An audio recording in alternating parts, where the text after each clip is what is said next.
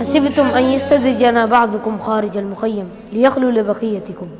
لو عرفنا فتنة الأمير لما أقدمنا. تمنعكم فتنة الأمير ولا تمنعكم مخافة الله، والآن ما نفعل بكم؟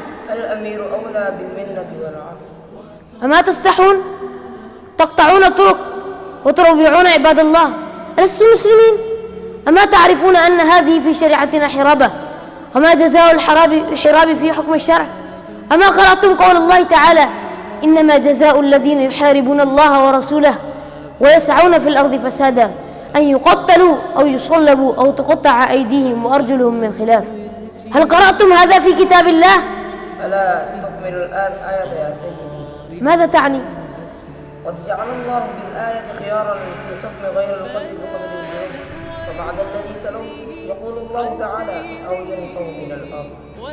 سبحان الله، قاطع طريق وفقيه، هذا أبلغ في الحجة عليك. تقرأ كلام الله وتعرف حكمه ثم تخالفه، إذا تعلم بقية الآية: ذلك لهم خزي في الدنيا ولهم في الآخرة عذاب عظيم. وأكمل بالآية التي بعدها يا سيدي: إلا الذين تابوا. لماذا توقفت في الآية هنا أيها الفقيه؟ ما زلت تصر على الاستكمال الآيات، فأكمل: إلا الذين تابوا من قبل أن تقدروا عليهم فاعلموا أن الله غفور رحيم، وقد قدرنا عليكم قبل أن تعلنوا التوبة.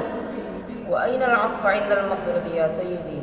وأين قول الله تعالى: فليعفوا وليصفحوا ألا تحبون أن يغفر الله لكم؟ فذكر العفو والصفح والمغفرة معا زيادات